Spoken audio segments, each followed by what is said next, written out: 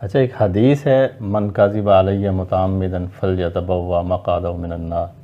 نبی کریم صلی اللہ علیہ وسلم نے فرمایا ہے کہ جس نے جان بوجھ کر مجھ پر جھوٹ باندھا وہ اپنا ٹھکانہ جہنم میں بنا لے۔ اس حدیث کی سنگینی کا آپ کو احساس ہے؟ کہیں ایسا تو نہیں کہ آپ ایک لوگوں کو ایمان ان کا خراب کر رہے ہیں اور جھوٹ بول کے اور لوگوں کو اپنے پیچھے لگانے کی کوشش کر رہے ہوں؟ کیا اس حدیث کی سنگینی کا آپ کو احساس ہے؟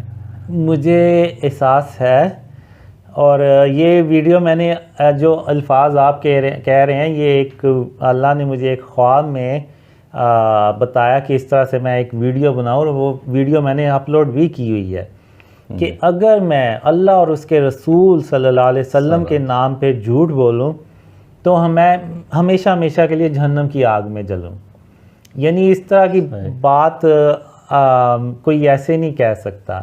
اور یہ کیسے ہو سکتا ہے کہ ایک شخص اللہ اور اس کے رسول صلی اللہ علیہ وسلم کے نام پہ جھوٹ بولتا چلا جائے اور اللہ اس کی مدد پہ مدد کرتا چلا جائے؟ ایسے تو نہیں ہو سکتا۔ میں لوگوں کو تو چلیں مانا کہ میں بنا دیا میں نے، لیکن اللہ کو تو کوئی نہیں بنا سکتا۔ جی، تو یہ کیسے ہو سکتا ہے کہ جو ہے وہ اللہ میری مدد پہ مدد کرتا چلا جائے؟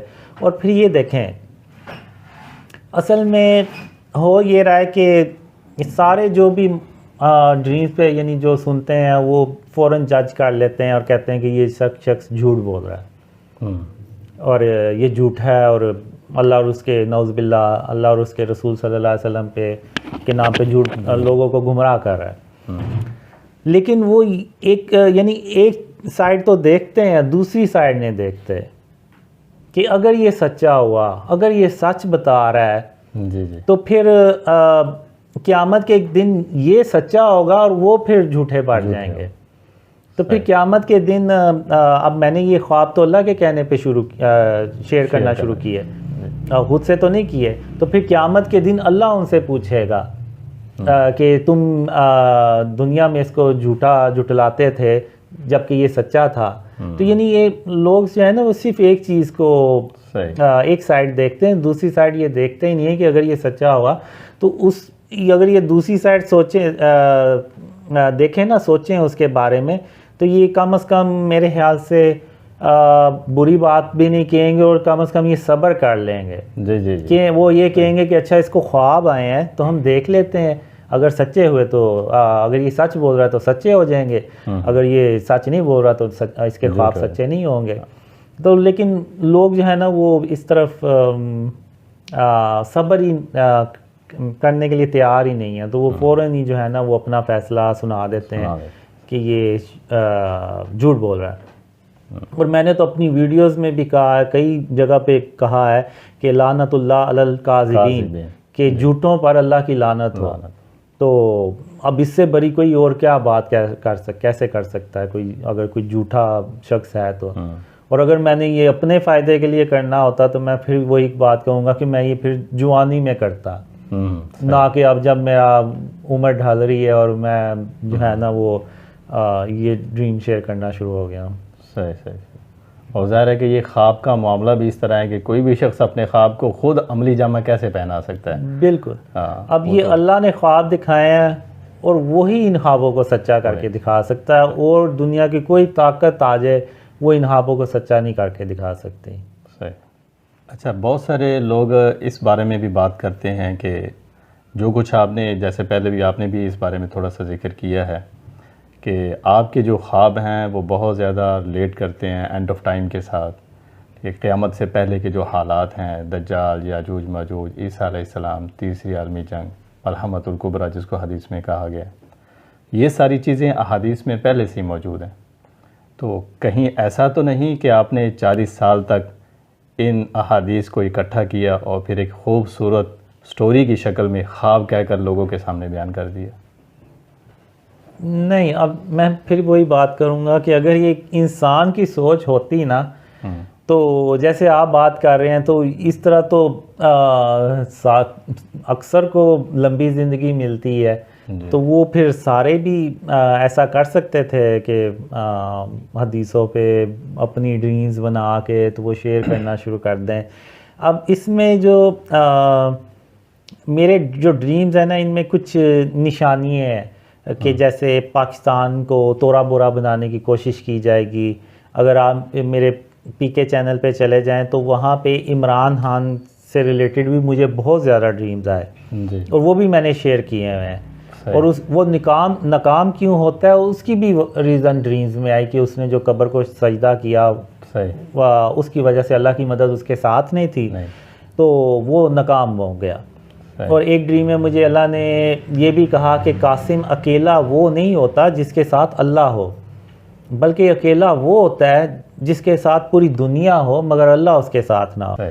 تو یعنی اب عمران خان کو آپ دیکھیں تو اسٹیبلشمنٹ نے اتنی سپورٹ کسی وزیر اعظم کی نہیں کی جتنی عمران خان کی. اور پھر جب وہ حکومت سے گیا تو اس کو دنیا بھر سے لوگوں کی سپورٹ تھی.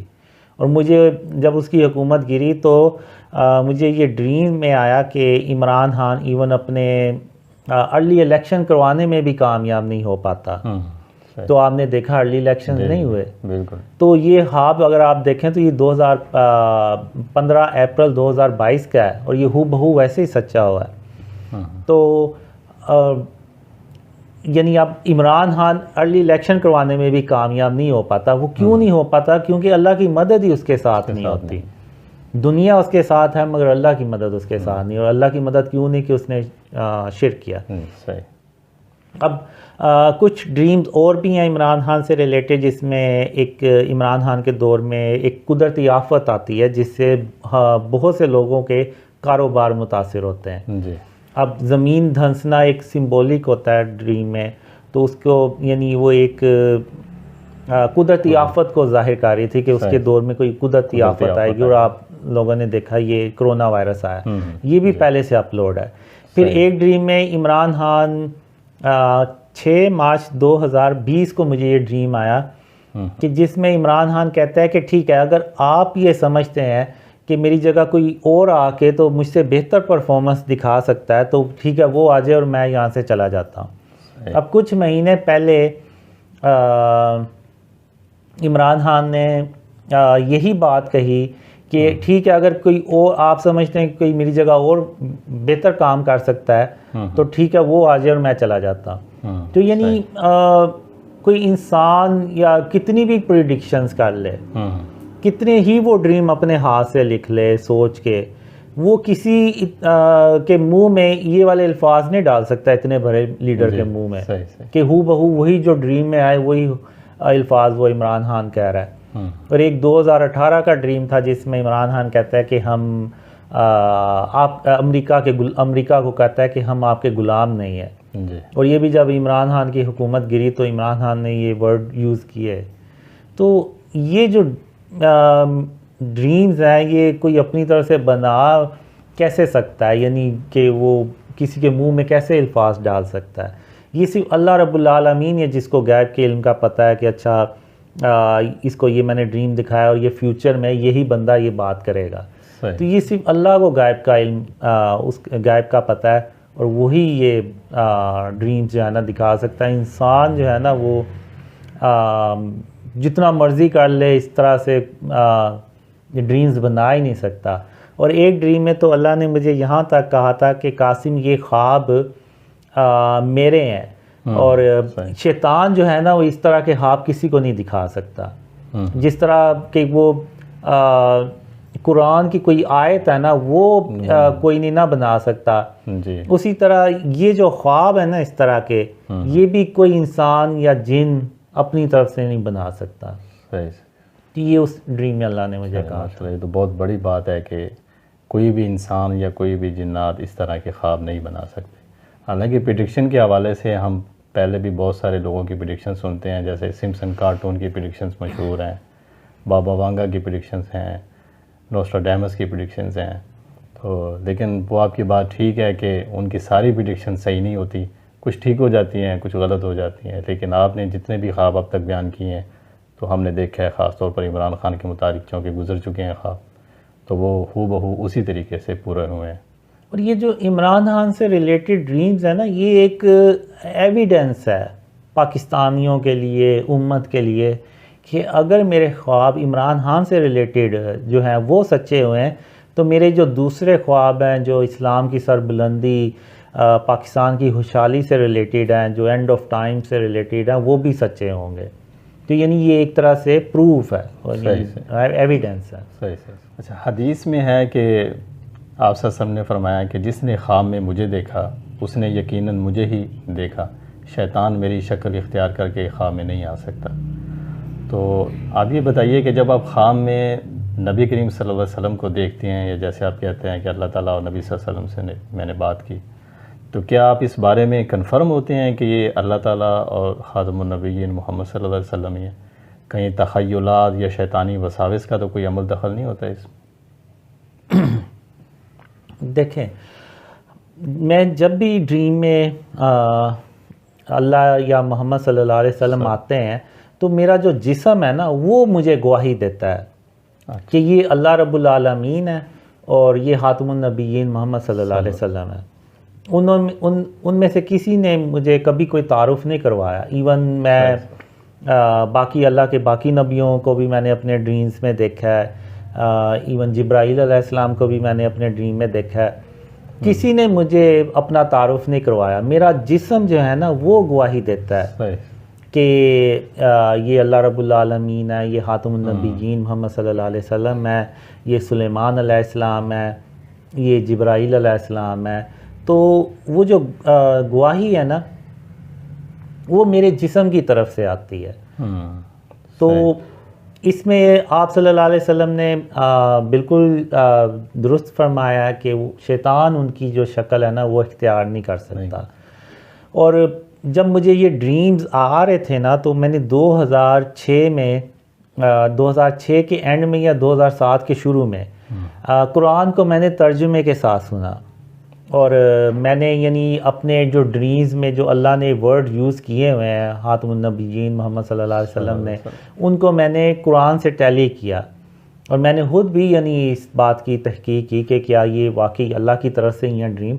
تو وہ ہو بہو ویسے ہی الفاظ میں نے قرآن میں دیکھے جو اللہ نے مجھے خوابوں میں کہے ہوئے تھے کہ قاسم اللہ کی رحمت سے مایوس نہیں ہوا کرتے، اللہ اپنے وعدے کے خلاف نہیں کیا کرتا،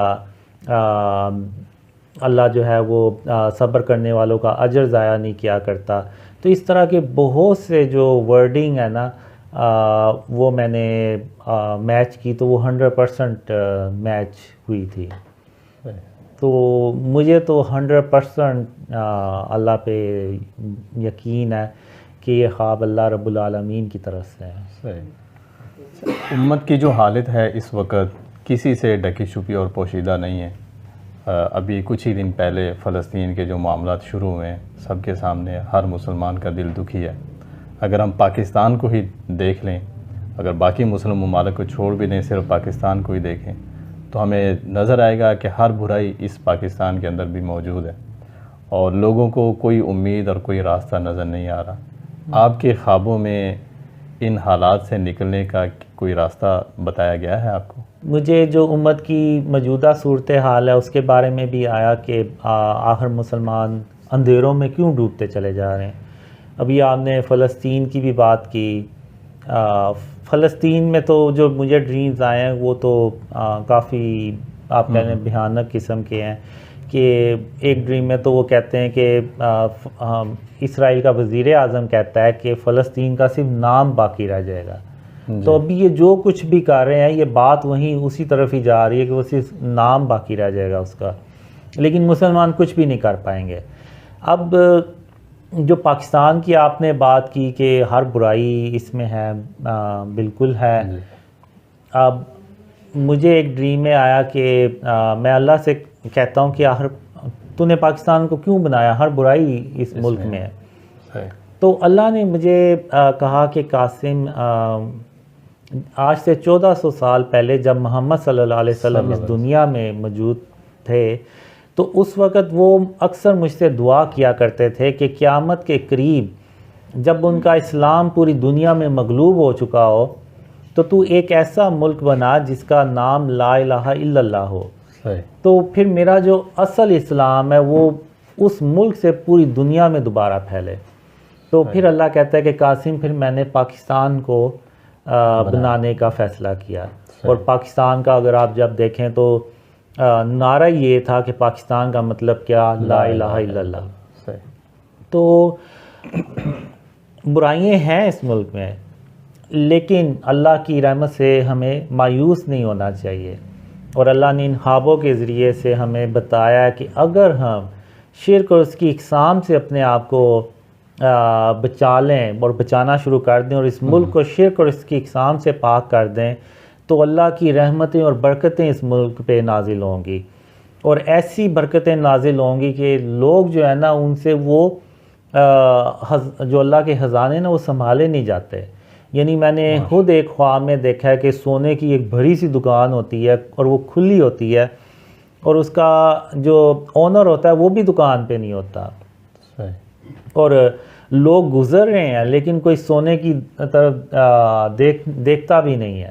تو میں خود خواب میں حیران ہوتا ہوں کہ کیا یہ پاکستان ہی ہے، یہ جو دکان ہے سونے کی، کیا یہ پاکستان میں ہے؟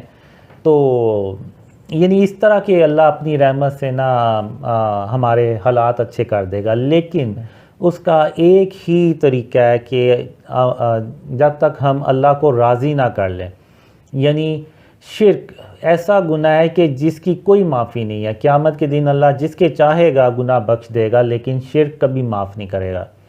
اور شرک کے بارے میں اللہ نے قرآن میں بھی لکھا ہے کہ جس نے شرک کیا اس نے گویا اپنی جان پہ ظلم کیا۔ تو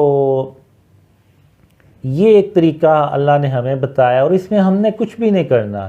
آپ یقین کریں یہ بہت سمپل ہے، ہم نے صرف یہ کرنا ہے کہ جتنے بھی اسٹیچوز ہیں ان کو ختم کرنا ہے، تصویریں ختم کرنی ہے، اور یہ جتنے بھی مزاروں پہ جا کے منتیں مانگتے ہیں، سجدے کرتے ہیں، ان کو ختم کرنا ہے۔ ان چیزوں کو ہم نے ختم کرنا ہے تاکہ ہم اللہ کو راضی کریں۔ جب ہم اللہ کو راضی کریں گے تو اس کی مدد اور اس کی رحمتیں اور برکتیں آئیں گی، اور یہ ملک پھر ترقی کرے گا۔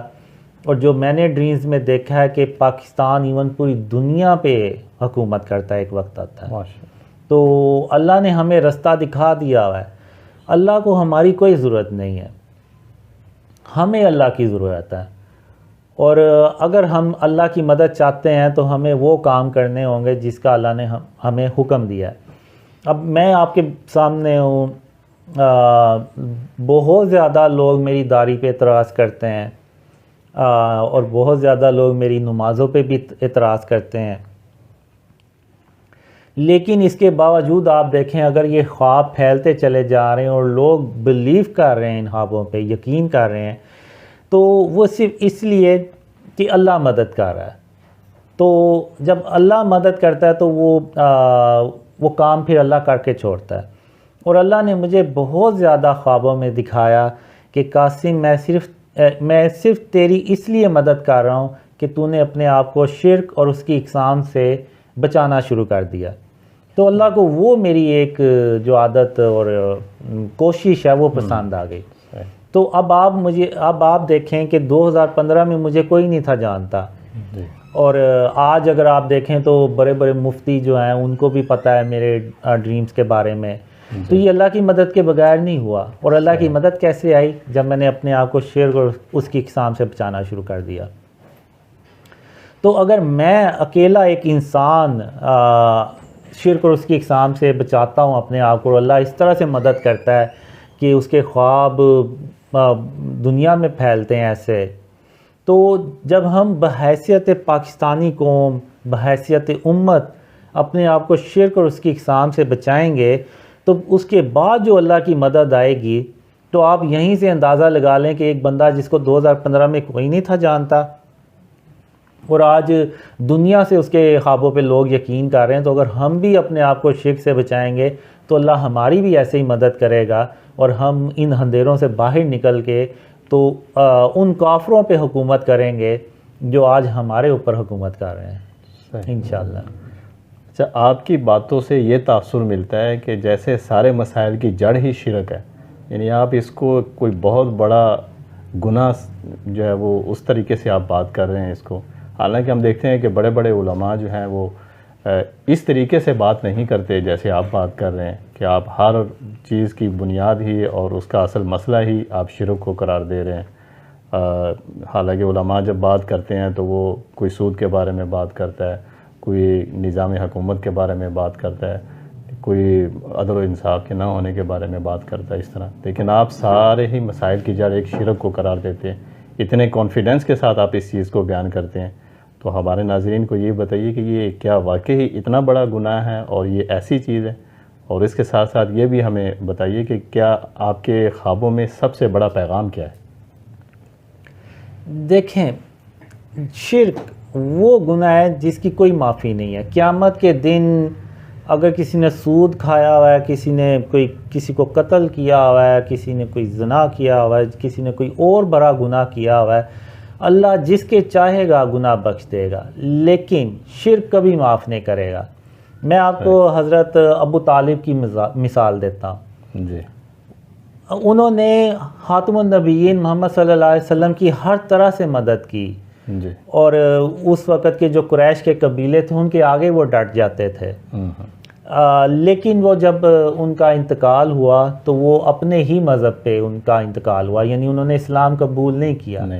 تو ایک اسلام قبول نہ کرنے کی وجہ سے، یعنی کلمہ نہ پڑھنے کی وجہ سے اللہ ان کو جنت میں داخل نہیں کرے گا، وہ ہمیشہ کے لیے جہنم میں رہیں گے. حالانکہ انہوں نے ہر طرح سے خاتم النبیین محمد صلی اللہ علیہ وسلم کی مدد کی، لیکن پھر بھی اللہ ان کی وہ ساری جو آپ کہہ لیں کہ نیکی کے کام ہے ان کا کوئی وزن قیامت کے دن قائم نہیں کرے گا. کیوں کہ انہوں نے اللہ کے آگے یعنی شرک کیا، اللہ کو نہیں تسلیم کیا، اس کی وحدانیت کو نہیں تسلیم کیا، تو اس وجہ سے وہ ہمیشہ کے لیے جہنم میں رہیں گے. تو یہاں سے آپ اندازہ لگا لیں کہ جو باقی کے لوگ ہیں وہ جب تک اپنے آپ کو شرک اور اس کی اقسام سے نہیں بچائیں گے تو وہ قیامت کے دن اللہ ان کو نہیں بخشے گا، وہ بھی ساری ہمیشہ کے لیے جہنم میں جائیں گے. تو جو شرک ہے نا، یہ ایسا گناہ ہے جس کا اللہ معاف نہیں کرے گا. اور مجھے اللہ نے بہت خوابوں میں بتایا کہ قاسم تم اس غلط فہمی میں کبھی مت پڑنا کہ قیامت کے دن میں شرک معاف کر دوں گا اور اس کے علاوہ جس کے چاہوں گا میں گناہ بخش دوں گا.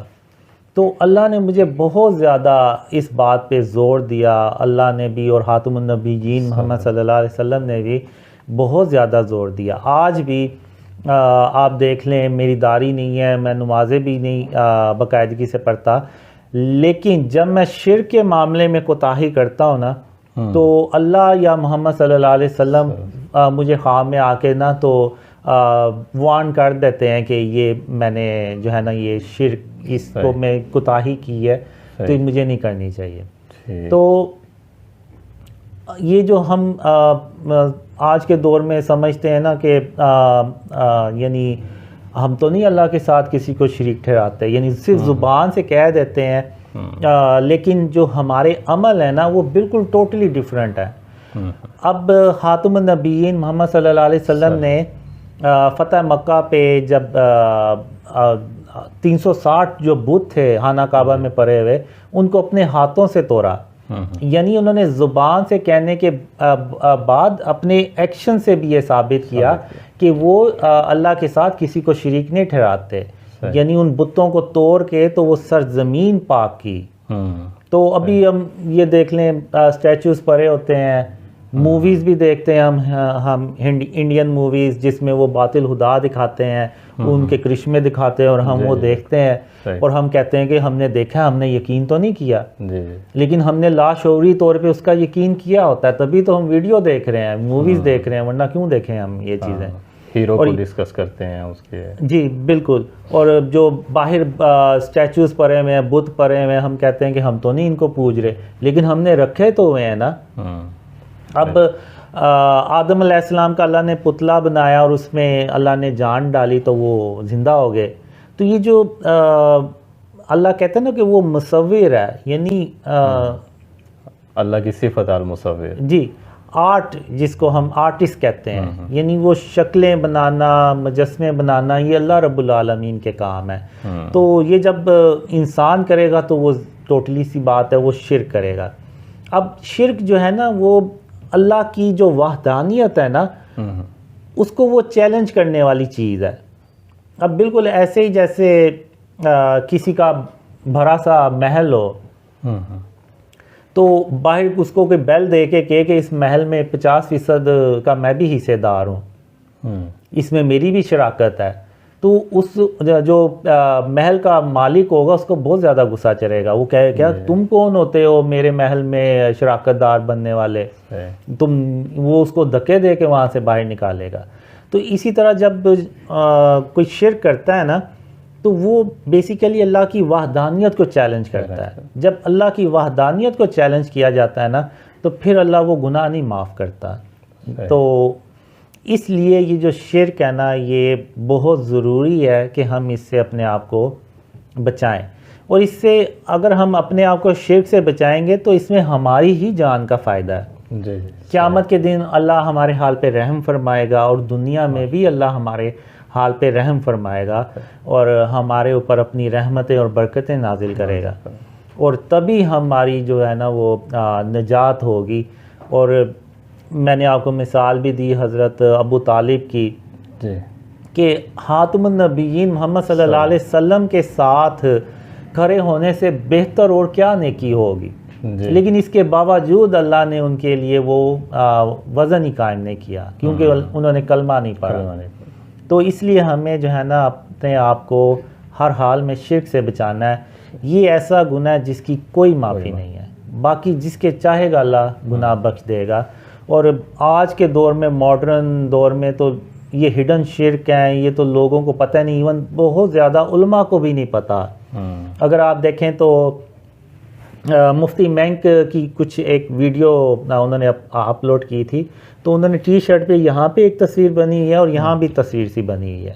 تو اب وہ مفتی ہیں اور عالم ہیں, تو ان کو اتنا بھی نہیں پتا کہ یہ جو چیزیں نہیں نا یہ فارم آف شرک میں آتی ہیں.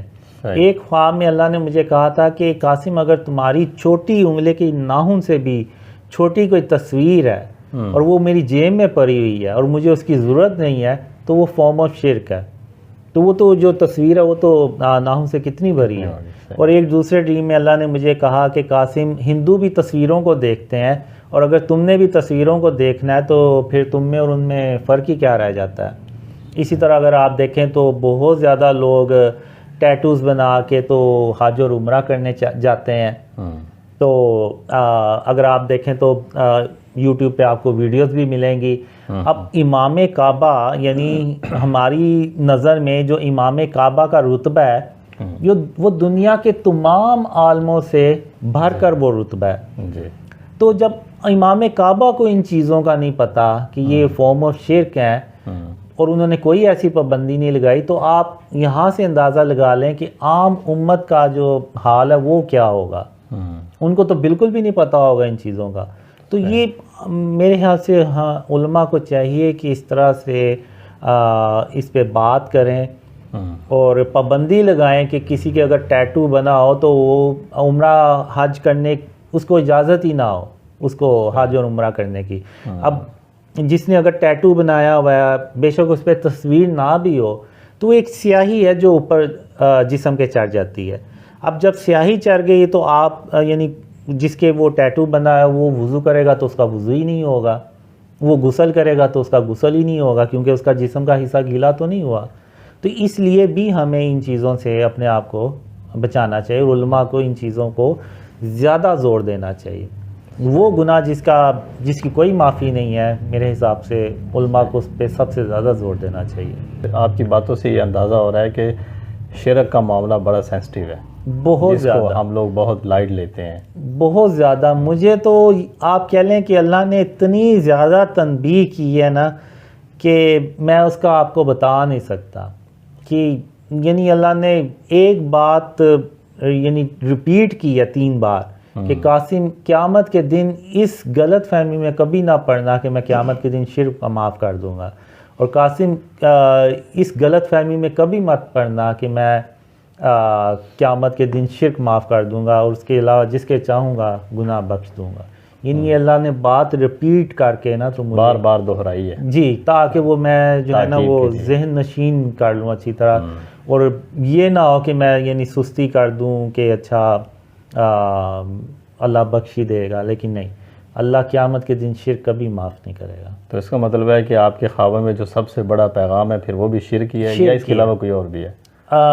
شرک ہی ہے، شرک۔ اس کے علاوہ بھی اور ہیں لیکن وہ بعد میں آتے ہیں، یعنی غرور، تکبر، کینہ، بغض، اور کسی دوسرے کا مذاق مت اڑانا، کسی کی بے بسی پہ اس طرح سے اس پہ نہ ہنسنا، اور اس طرح کی، یعنی کھانا کھایا تو برتنوں کو، کھانے کے برتن کو انگلی سے چاٹ کے صاف کر لینا، تو اس طرح کی اور بھی باتیں ہیں، لیکن شرک پہ اللہ نے اور خاتم النبیین محمد صلی اللہ علیہ وسلم نے بہت زیادہ یعنی سب سے بڑا پیغام شرک ہی ہے۔ جی بالکل، شرک اور اس کے اقسام اور اس سے ہم اپنے آپ کو بچائیں گے تو ہماری دنیا میں بھی نجات ہے اور آخرت میں بھی نجات ہے۔ اور اگر آپ دیکھیں تو جتنے بھی اللہ کے نبی آئے ہیں نا، ان سب نے ایک ہی پیغام دیا ہے کہ لا الہ الا اللہ، یعنی اللہ کے سوا کوئی معبود نہیں، اور انہوں نے عملی طور پہ بھی ثابت کیا ہے۔ اب ابراہیم علیہ السلام نے بھی زبان سے بھی کہا اور بتوں کو توڑ کے تو اپنے عمل سے بھی یہ بات پروف کی کہ وہ اللہ کے ساتھ کسی کو شریک نہیں ٹھہراتے اور ایک اللہ کی عبادت کرتے ہیں۔